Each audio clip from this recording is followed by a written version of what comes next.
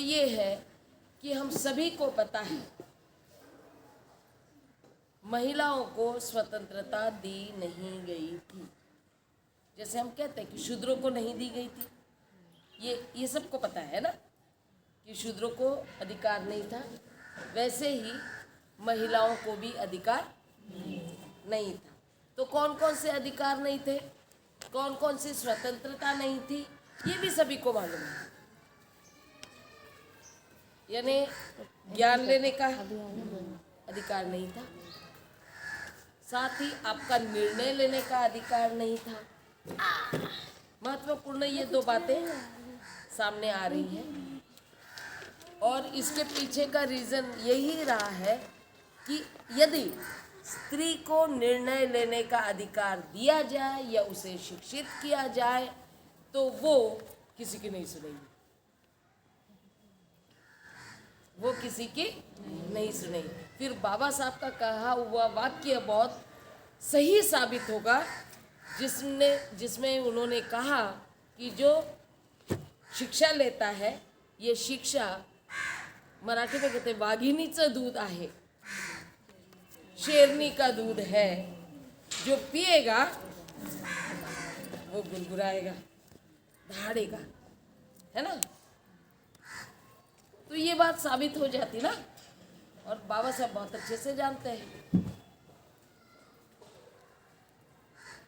तो इस बात को हम सारी महिलाओं ने परंपरा के रूप में वर्षों से, कई वर्षों से मान्यता दे दी, क्योंकि एक तो शिक्षित नहीं थे, तर्क नहीं कर पाते थे, या उन्हें वो बोलती है करती है तो उसको दबा दबा कर रखा गया कि तुम नहीं बोलोगी, तुम नहीं आगे नहीं आ सकती, तुम ये नहीं कर सकती हो, तुम वो नहीं कर सकती। ये सारी बातें आई है। इसके पीछे भी ये कहा जाता है कि जो लोग बाहर से आए हैं, जिनको आप लोग आर्य कहते हो, है ना, हम उनको कहेंगे कि वो ब्राह्मण थे जो बाहर से आए थे, इन लोगों ने अपने साथ में महिलाएं नहीं लाए थे, ये कहा जाता है।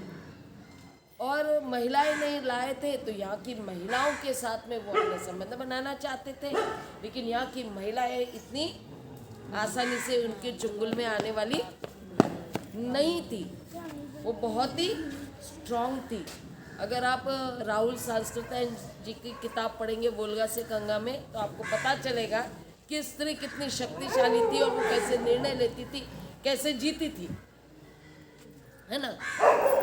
तो ये किताब पढ़ना बहुत ज़रूरी है, वोल्गा से गंगा। महिलाएं अपनी स्थिति को जाने उस समय वो क्या थी। तो ये उनको अपने साथ में रखने के लिए, अपने अंडर में करने के लिए उनके ऊपर कुछ कारण लिया गया। इसमें अब मैं इसको थोड़ा सा इस तरह से समझाने का प्रयास करूँगी। आप लोगों पिक्चर देखते हो, फिल्म देखते हो? अच्छा, तेरे नाम पिक्चर देखा था? देखा है? क्या है उसमें, कुछ याद आ रहा है जो याद करने लायक, मतलब ऐसा वो मन को खींच लेता है और उसमें ऐसा लगता है कि कहीं हम भी तो नहीं थे उसमें, ऐसा कुछ याद आता है क्या? चलिए, आप लोग उस तरह से सोचते नहीं हो ना, आप तो हीरो हीरोइन में गुम हो जाते हो। हाँ, फेवरेट हीरो था। चलिए, तो उस हीरो को जब बंदी बनाया जाता है तो क्या किया जाता है? हीरो को बंदी बनाया जाता है तो किस तरह से बंदी बनाया जाता है? यहाँ पे चैन लगा देते हैं। चैन कहाँ पे चैन होती है? गले में गोल चैन होती है। फिर दो पैरों में दो चैन होती है, हाथों में दो चैन होती है। कुछ याद आ रहा है? और कुछ याद आ रहा है? और कुछ याद आ रहा है? मैं आपसे जोड़ रही हूँ, मैं आपसे पूछ रही हूँ। यही बात है जो हमको समझना है। बंदी उसको बनाया जाता है जो सबसे ज्यादा शक्तिशाली होता है। और कैसे बंदी बनाते हैं? हाथ पैर और गले में बेड़ियां डाल। आप अपने आप को देखिए, कहाँ कहाँ है आपकी बेड़ियां? कहाँ कहाँ है आपकी बेड़ियां? आपके गले में है, बालों में है, आपके हाथों में है, आपके पैरों में है ना? तो ये आप लोगों को डाल दिया गया था, और ये डालने की वजह से, इसलिए अभी देखेंगे ये जो धातु, जिस धातु से बने थे, जब वो बंदी बनाया जाता है तो तब वो लोहे का होता है। धीरे धीरे वो लोहे की वस्तुएं बाद में चांदी में हो गई।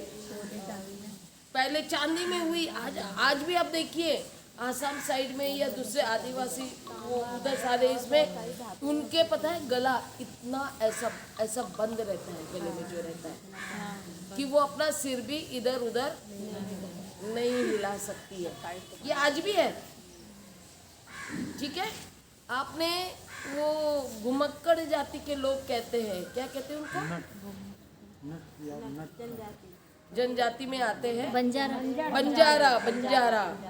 इन लोगों में देखा होगा इतने मोटे मोटे चांदी के यहाँ पर और यहाँ पे बाजूबंद रहते हैं, यानी पहले इतने मोटे हुआ करते थे। हमारे बुजुर्गों से पूछो, पैर में आज भी इतने मोटे मोटे, बस ये है कि वो लोहे के नहीं थे, चांदी के थे। आज वो चांदी के क्या बन गए?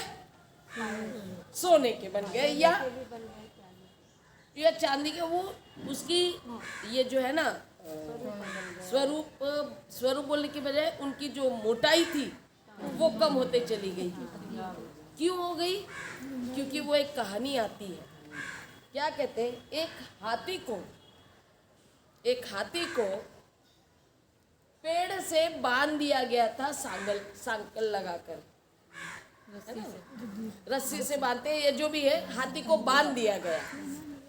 अब वो बांध दिया गया, छोटा था, बांध दिया गया, थोड़ा बड़ा हो गया, उसको अपनी शक्ति का एहसास नहीं है, इसलिए वो रस्सी को तोड़ के निकला ही नहीं। वो जाना ही नहीं कि मुझ में इतनी ताकत है कि रस्सी क्या चीज है, पूरा पेड़ का पेड़ में गिरा सकता वो, लेकिन उसने वो नहीं तोड़ा, निकाल के रख दिया भी, तो भी उसको लग रहा कि मैं बंधा हुआ ही हूं। समझ में आ रहा है? यही हालत इन महिलाओं की हुई है कि उनको बाद में जिन्होंने ये बांध कर दिया, जिन्होंने बंदी बनाया, वो बंदी हो जाने के बाद में एक बार बार और पीढ़ी दर पीढ़ी ऐसे होता चला जाता है, तो वो उस परिस्थिति को स्वीकार कर लेती है।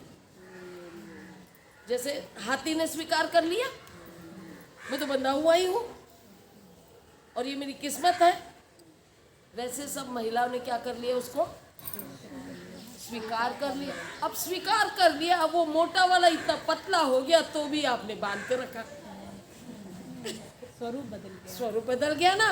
और ऊपर से वो, और तुम खुद मांगो, इसलिए कहा अरे इससे बड़ा सुंदर दिखती हो तुम। क्या कह दिया? बड़ी सुंदर दिखती हो। वो तुमको सुंदर नहीं बोलते हैं, तुम्हारा हार कितना सुंदर है। यहाँ पे बैठोगे ना, अभी क्लास खत्म हो जाए और अगर ये धम्म का क्लास नहीं होता, अभी कोई शादी का फंक्शन होता या कोई और फंक्शन होता, तो आप लोग बहुत सज धज कर आती। और यहाँ पर सबकी बातें, अच्छा ये हार किस दुकान से लिया है, बड़ा सुंदर लग रहा है, मुझे भी बता देना, मैं भी जाकर ले लूंगी। घर में लड़ाई तक हो जाती उसके लिए चाहे जो मुझे समझ में आ रहा है ना। अभी वो बंधन हमको चाहिए, अभी हम क्या कर रहे हैं, वो बंधन चाहिए। मुझे एक उदाहरण याद आ रहा है, मेरी सहेली थी बिहार से, उसको प्रेम था, किसी से प्रेम हो गया, वो कोर्ट मैरिज करना चाहती थी, लेकिन क्या कह रही थी, मुझे पारंपरिक शादी करनी है क्योंकि मुझे बहुत अच्छा लगता है जब वो इतना बड़ा सिंदूर यहाँ पे डालता है। मुझे बहुत अच्छा लगता है, इसलिए मैं परंपरा से शादी करना चाहती हूँ। ये महिलाओं की इच्छाएं देखती है ना। कॉपी को देख लेती हूँ। मैं शादी इसलिए करना चाहती हूँ कि मुझे लांचा पहनना बहुत अच्छा लगता है। लांचा क्या कहते हैं, जो भी है, हाँ, वो बहुत अच्छा लगता है, चाहे उसके लिए 50,000 खर्च करके उसको दोबारा महीना पहनूं, है ना, क्योंकि वो पहनना आसान थोड़ी है। वो लोग पकड़ते हैं, दो लोग पीछे पकड़ के रहते हैं, उसको भी पकड़ते हैं, उसके कपड़े को भी पकड़ते हैं। उस समय उसको लगता है मैं तो महारानी हूँ,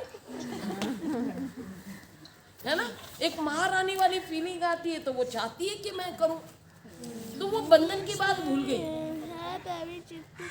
वो खुद इस तरह का अपने ऊपर लादने लग गई कि उसे लगने लगा कि ये मेरा सौंदर्य है।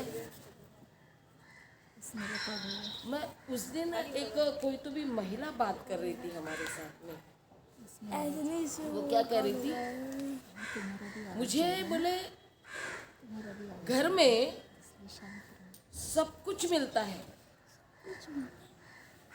एक महिला से अभी भी हम लोग नागपुर में ही बात करके आए, काफ़ी सालों के बाद, मतलब हाँ 1 साल के बाद वो हमको मिली थी। 1 साल पहले बहुत बीमार थी, तो वो क्या बोली, अभी बहुत अच्छी थी, जब मिलने आई ना तो बहुत एनर्जेटिक थी, जबकि 70 साल की है वो क्या बोली, अभी तक मुझे घर में सब कुछ मिला है।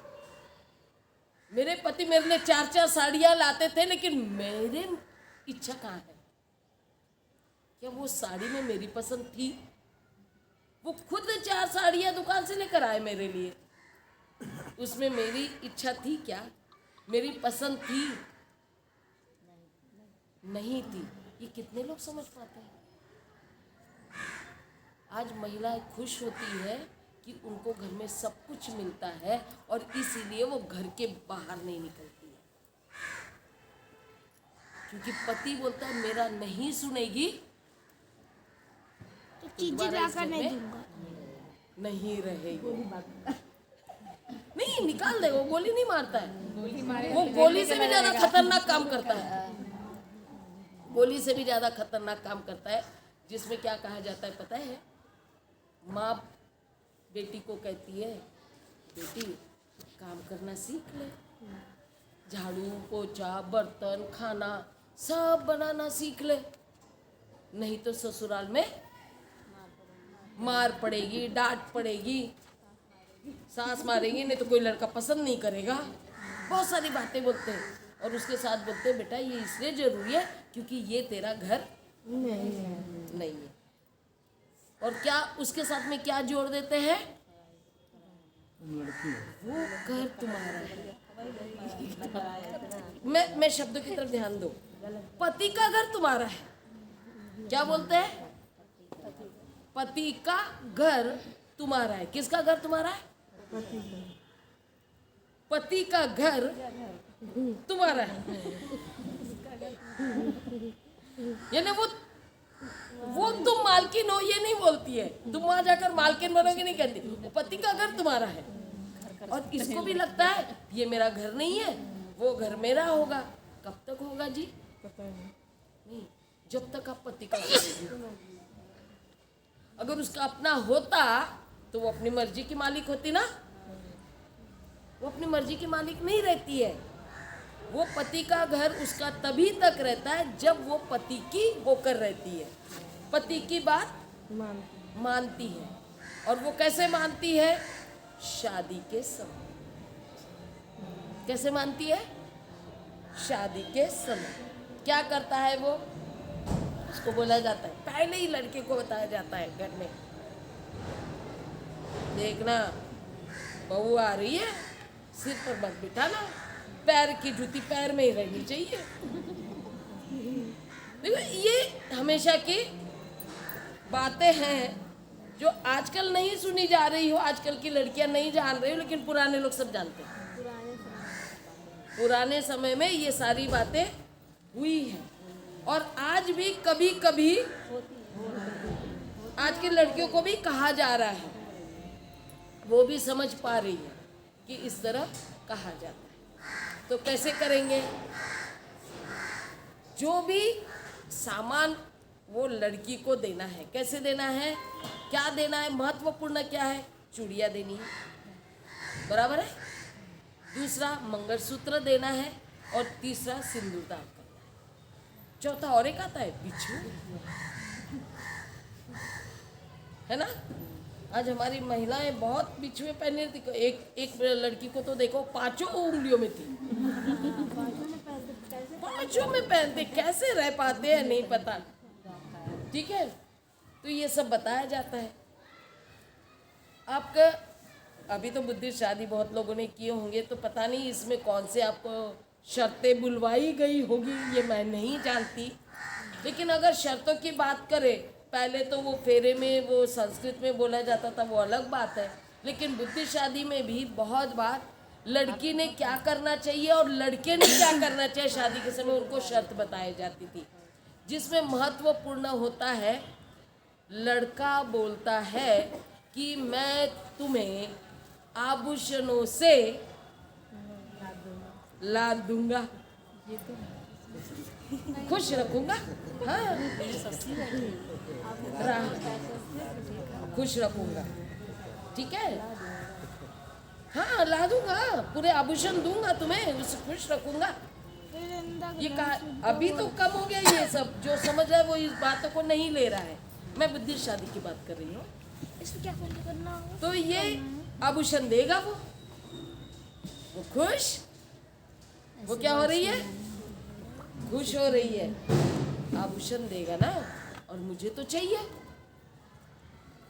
शुरुआत कहाँ से हो रही है? मंगलसूत्र की पसंद, ठीक है। उसको क्या शपथ दिलाई जा रही है? मैं घर में दिए गए सारे पैसों का और जो भी वस्तुएं आती इसको संभाल के रखूंगी। जो भी आता है उसको संभाल के रखना। बाकी बहुत सारे, मैं दूसरे इस पर बात नहीं कर रही, मैं इसी पर बात कर रही हूँ अभी।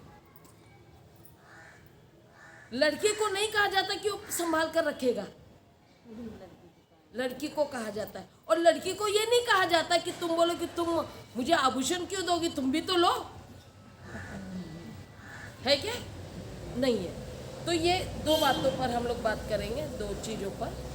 तो वो आभूषण में शुरुआत हो जाती है मंगलसूत्र से, बिछुए से, पायल से और चूड़िया से।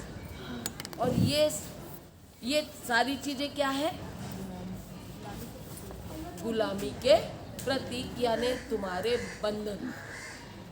और हम खुशी से पहनने के लिए तैयार है। तो खुशी से कैसे पहनते हैं? अब क्या होता है, लड़के को बोला जाता है मंगलसूत्र बांधो। वो कैसे करती है? बांध वो बांध रहा है, और वो बांधते समय वो बांध रहा है, वो ऐसे बांध रहा है और कहते देख रहा है सब, देखो मैं बांध रहा हूँ, और वो बड़ी बांध रहा है। वो नहीं देख सकती इधर उधर, वो बंद रही है ना, वो नहीं देखेगी इधर उधर। देखो, इस बात को कभी नोटिस किया क्या? लेकिन अभी तो ध्यान में आ रहा होगा ना कि दुल्हन कैसे खड़ी रहती है और दूल्हा कैसे खड़ा रहता है। तो वो बात के समय से मेरे लिए तो उसकी नजर तो वो होगी कि इसकी कोई और बहन है क्या, यहाँ पे और कौन कौन सी लड़कियां हैं। ये प्रैक्टिकल बातें हैं। हाँ, मानसिकता हमें देखनी है। वो सबकी तरफ देख रहा है, लेकिन वो किसकी तरफ देख रही है? उसके पैर की तरफ, वो उसके पैरों की तरफ देख रही है। और वो बनने के बाद में वो इतनी मतलब वो बांधने से वो इतनी बंध जाती है कि पति ने बोला इधर नहीं देखना तो वो उधर नहीं देखेगी, इधर नहीं जाना तो वो उधर नहीं जाएगी। समझ में आ रहा है?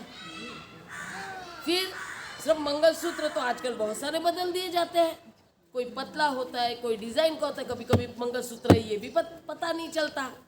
तो क्या करते हैं, पहचान तो होनी चाहिए तो सिंदूर डाल दो। वो तो नहीं बदलेगा, ये तो डाल ही देना है।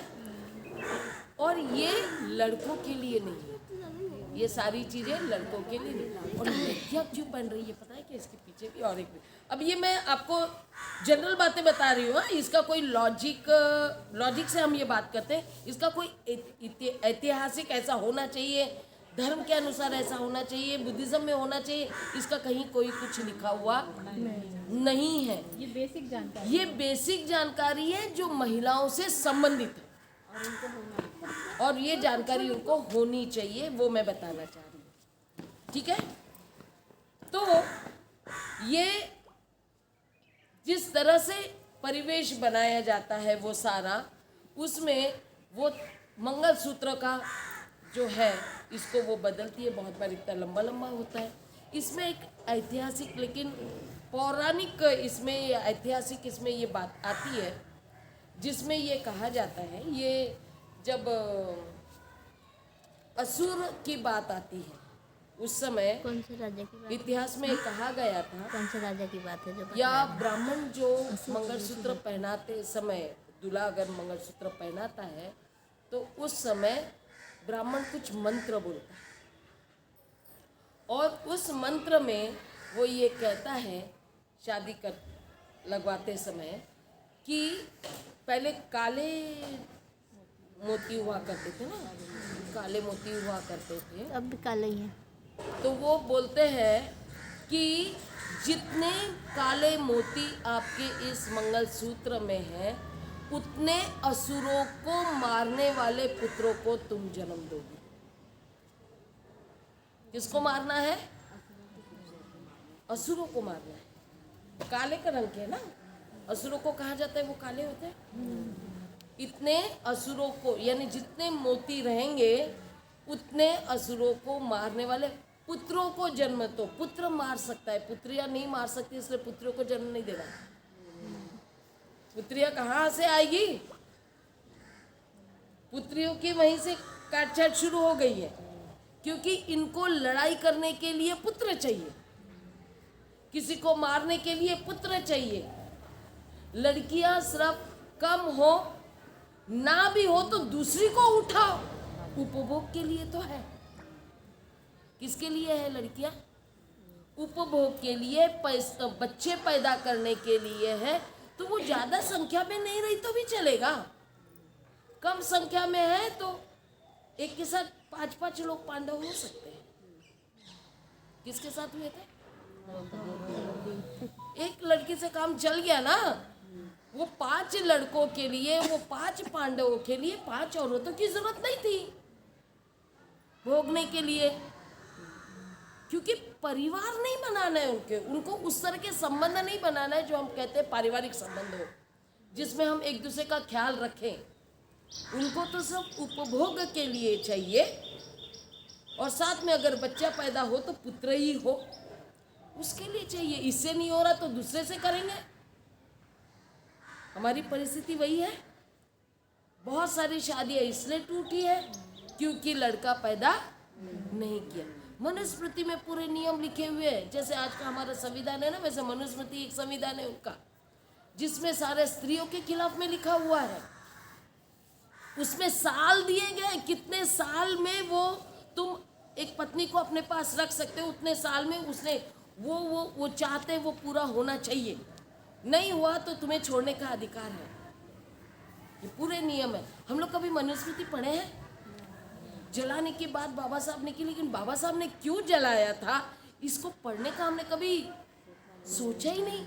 मैं तो कहती हूँ बुद्ध विहारों में हम लोगों ने बुद्ध और उनका धम्म पढ़ते हैं, लेकिन मनुस्मृति भी तो पढ़नी चाहिए। पता तो करे कि क्यों हमको बोला जा रहा है। ज्ञान नहीं है तो क्या है ना? हमको मालूम ही नहीं कि हमारे खिलाफ उसमें नियम कौन से दिए हुए हैं। तो ये इस तरह से महिलाओं को कानून के तहत भी बंदी बनाया गया है। दूसरी महिला या बहन आ जाती है शादी के लिए, पत्नी ने लड़के को जन्म नहीं दिया तो वो क्या करता है, दूसरी औरत लाने की बात करता है। कानून में लिखा है उनके।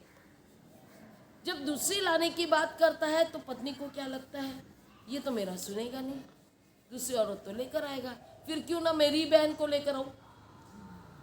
फिर वो कन्विंस करती है, उसको लगता है हम बहने बहने रह लेंगे। कहीं घरों में छोटी बहनों को लाया गया, यहां तक कि जब पत्नी पेट से होती है उस समय छोटी बहन को उसका ध्यान रखने के लिए बुलाया जाता है, तब भी उस लड़की के साथ में उसका जीजा जी उसका उपयोग करता है, गलत उपयोग करता है। ये ऐसी कई घटनाएं देखने को मिली है और वो आवाज भी नहीं उठाती क्योंकि मेरी बहन का घर टूटेगा। यानी ये सब समस्याएं हैं जिसके तरफ हमने आज तक नजरअंदाज किया, इस बातों को बोला नहीं है। हम लोग घबराते हैं बोलने के लिए, हम लोग शर्माते हैं बोलने के लिए, लेकिन ये सारी घटनाएं हुई हैं। जब तक हम इन बातों को नहीं समझेंगे तब तक हम आवाज ही नहीं उठाएंगे। हमें अपनी शक्ति का एहसास तो होना ही नहीं है। समझ में आ रहा है ना? जीजा जी ने साली के लिए, कहाँ से आया ये शब्द आधी घर वाली, कहाँ से आया? हाँ नहीं, उनको मालूम है कि वो क्या कर रहे हैं उनके साथ। इसमें विचार करने की हम लोगों को या परिवार को जरूरत है। यस, और कुछ नहीं है। और कुछ नहीं। वो एक बीच में एक वीडियो आया था, अब वो कितना सत्य था या कहानी बनाई थी पता नहीं, कि वो लड़की शादी में, वो उनकी शादी होते रहती लड़का लड़की की, तो उस समय वो दूल्हे के दोस्त लोग आते हैं। साहब हम अधिकतर धम्म की बात सुने। नहीं, इन्होंने इस पूछा, पे प्रचार इन्होंने पूछा, हम इनकी समस्याओं पर बात कर रहे हैं। क्या हमारी शक्ति को पहचानना भी धम है, हाँ जी, ये भी और ये दम्म नहीं है क्या? हमारी शक्ति पहचाननी है, ठीक है। नारी की बात होती ही नहीं है ना दम्म में। दम्म में नारियों की बात होती ही नहीं है, उनके सम्मान की बात होती नहीं है। सब दम्म में ये बताया गया, ये जाति के बारे में बोलो, वो जाति हमारे साथ अन्याय करती है, वो करती है, लेकिन पुरुष हमारे साथ में अन्याय करता है, ये बातें कहाँ होती है दम्म के कार्यक्रम में? बुद्ध ने, हाँ, पता ही नहीं चलता। तो वो लड़के ने अपने दोस्तों से हंसी मजाक में कहा, वो लड़के लोग कहने लगे अरे वो बाजू वाली कौन है? तो बोलते मेरी आधी घरवाली है। वो लड़की देखती दे, वो थोड़ी पढ़ी लिखी रहती है और वो बोलती है ये जो यहाँ पर तुम्हारे दोस्त खड़े ना, क्या ये मेरे आधे घर वाले हैं? देखो जवाब देना कितना कठिन है। इस तरह से बोलते ही सबको सांप सूंघ जाता है। क्या बोल दिया इसने? दूल्हे ने बोला तो किसी को कोई असर नहीं हुआ, सब हंस दिए। लड़की ने बोला तो गुनाह हो गया, सब आश्चर्य। ये लड़की ने हिम्मत कर दी ऐसे बोलने की। ये लड़की को शादी करके घर ले जाना चाहिए या नहीं? समझ में आया ना? तो यहाँ पे हमको समझना है क्या ये जरूरी है। अब मैं आपको जैसे वो कह रहे हैं ना, अब बुद्ध के शिक्षा की ओर ले जाती हूँ। ये सब तो बात हो गई, अब ये हमारी सारी समस्याएं हो गई। हमको बंधन में डाल दिया गया, बंधन से हमको सुंदरता के बंधन में डाल दिया गया, है ना। हमको हमारे अधिकार हमारे सारे छीन लिए गए, हमें शिक्षा नहीं लेने दिया गया, हमें कोई निर्णय लेने का स्वातंत्र्य नहीं दिया गया। अब इसको बुद्ध किस दृष्टिकोण से देखते हैं, हम इस बात को जानेंगे। ठीक है, तो क्या किया बुद्ध ने? बुद्ध ने किया बोलने के बजाय बुद्ध का तो कॉन्सेप्ट ही था, तभी जैसे मैत्रेय ने बताया भिक्खुनी मैत्रेय ने बताया कि भिक्खुनियाँ आई है ना, लेकिन ये भिक्खुनियाँ बनी कैसे, भिक्खुनियाँ बनी कैसे, ये भिक्खुनियाँ कैसे बनी? तो बुद्ध की मतलब सिद्धार्थ गौतम की मासी माँ, कौन? महाप्रजापति गौतमी, इसने भिक्खुनी बनने का निर्णय लिया। मैं वो कहानी में नहीं जा रही हूँ, किसने मना किया नहीं किया, ये इसमें मैं नहीं जाना चाहती, लेकिन पता है जब उसने खुद निर्णय लिया और 500 महिलाओं को, साक्य महिलाओं को तैयार किया, तो सबसे पहले क्या किया उसने अपने बंधन तोड़ दिए। क्या किया उसने?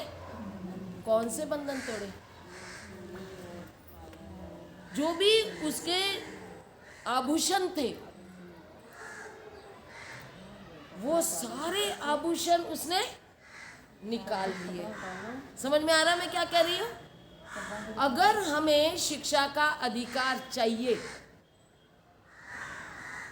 महाप्रजापति गौतमी बुद्ध से क्यों जुड़ना चाहती है, भिक्खुनी क्यों बनना चाहती है? क्योंकि वो जानती है बुद्ध शिक्षा का प्रचार कर रहे हैं, भिक्खुओं को गुरुओं के तौर पे प्रस्थापित करना चाह रहे हैं, लोगों तक धम्म पहुंचाना चाह रहे हैं, तो क्या महिलाएं नहीं कर सकती? तो पुरुषों ने त्याग किया। कौन सा त्याग किया? उन्होंने परिवार छोड़ दिया। उनके आभूषण वो समय थे, उस समय थे उनके भी आभूषण, उतने नहीं होंगे लेकिन थे। उनको बाल निकालने में परेशानी नहीं थी, बाल उनका सुंदरता का प्रतीक नहीं था। पुरुषों के सुंदरता में बाल नहीं रहे कभी, लेकिन महिलाओं के लिए बाल सुंदरता का एक प्रतीक है।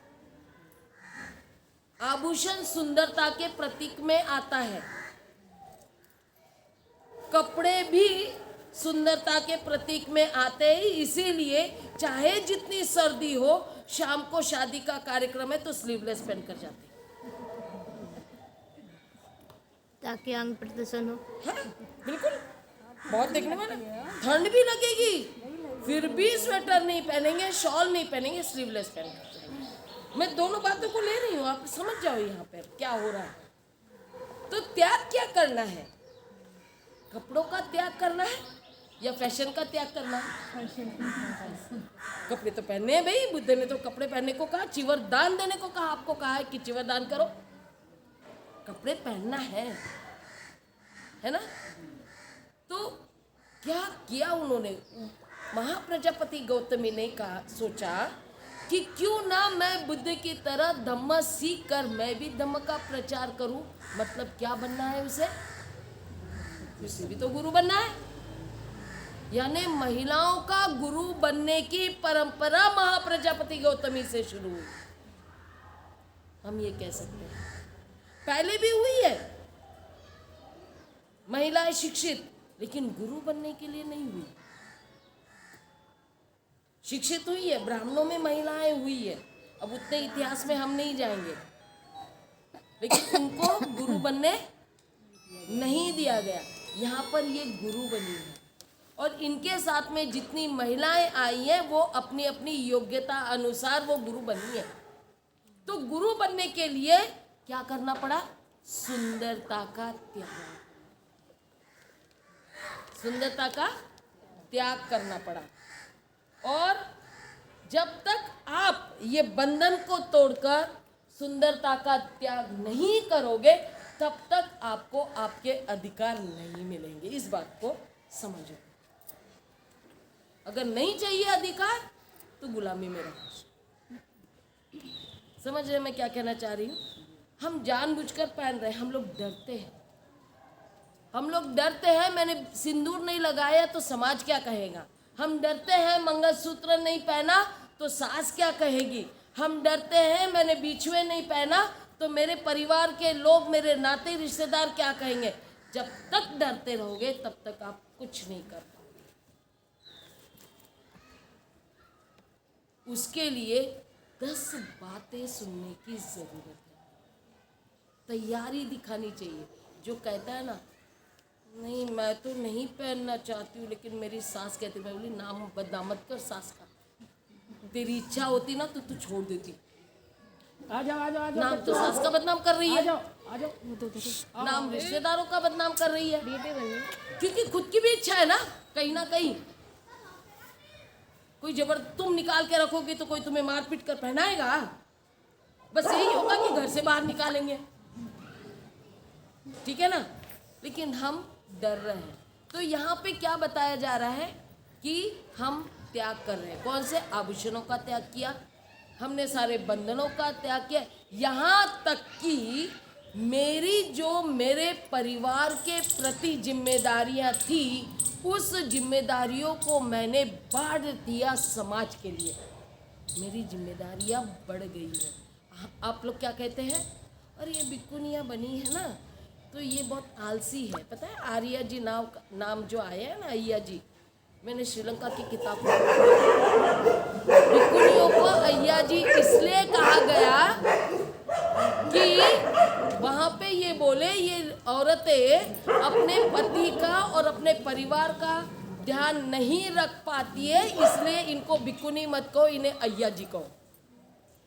जबकि अय्या का सही अर्थ पाली में होता है सभ्य महिला। पाली में अर्थ क्या होता है? सभ्य महिला, ये अर्थ होता है। लेकिन वहां पे उल्टा बताया गया, उनको नीचा दिखाने के लिए ये कहा गया कि तुम जिम्मेदारी से भाग रही हो। लेकिन जो बुद्ध के संग में आया, भिक्खुनिया क्या बनी?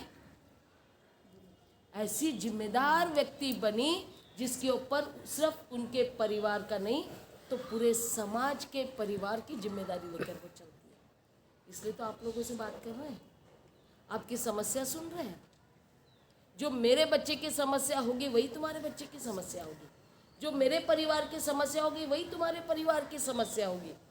अगर मेरा परिवार यहाँ आकर बैठा और आप लोगों को बताए तो मेरे परिवार के साथ साथ आप सबके परिवार में वो समस्या का समाधान मिलेगा।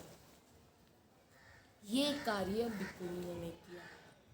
वो भागी नहीं है, उसने जिम्मेदारी का बोझ लिया है।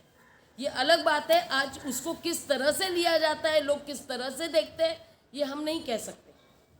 जितने मुंह होते उतनी बात, वो उतनी बातें होती है। और जो इस तरह का निर्णय लेता है उसको तो ये सब सहने की आदत होनी चाहिए। चाहे जो कुछ बोले, हम अपना कार्य करें, हम अपने साथ में सत्यनिष्ठ हैं, हम अपना कार्य करें, हमें मालूम है हम क्या कर रहे हैं। यहाँ तक कि मैं ये कहूँगी जो अलग निर्णय लेता है उसको हम ये कहेंगे कि वो यूनिक होता है। भीड़ में क्या चले? भीड़ में चलने वाले को कोई पूछता है क्या तुमने ऐसा क्यों किया और तुमने वैसा क्यों किया? तुम तो भीड़ में चल रहे हो। अरे कुछ अलग करो तो ऑब्वियसली तुमको पूछा जाएगा कि तुम अलग दिख रही हो, अलग कार्य दिख रहा है। तो इससे क्या होता है, लोग तुम्हारी तरफ आकर्षित होते हैं। बहुतों की इच्छा होती है कि वो भी वैसा करें, लेकिन उनको मौका नहीं मिलता तो तुमको डोमिनेट करते हैं। कारण कई हो सकते हैं तुम्हें डोमिनेट करने के, तुम्हें सही साबित न हो करने के, है ना। तो ये बहुत सारी ऐसी बातें हैं। तो हमको ये समझना पड़ेगा कि भिक्खुनिया ऐसी बनी है। और दूसरी बात, बुद्ध बहुत सिस्टमेटिक वे में उपासिका संघ की बात करते हैं। क्या करते हैं उपासिका? क्या कहा गया है उपासिकाओं के लिए? वो कहा है यदि आप विहारों में जाती है, यदि आप उपासिका बनकर धम्म सुनने चाहती है तो आप एकदम सिंपल वस्त्र पहनकर आइए। क्या कहते हैं? खास करके कहते हैं सफ़ेद कपड़े पहनकर आए। आपके शरीर पर आभूषण नहीं होने चाहिए। क्या कहा गया है? उपासकों को आज के समय में क्या दिया जाता है? 8 शील। क्या दिया जाता है? 8 शील। मैं इसको यहाँ पे आपको समझाने का प्रयास करूंगी। आठशील आप लोगों को मालूम है? कुछ लोगों को मालूम हो गया? नहीं नहीं नहीं नहीं, 5 शील जैसे है ना वैसे 8 शील होते हैं।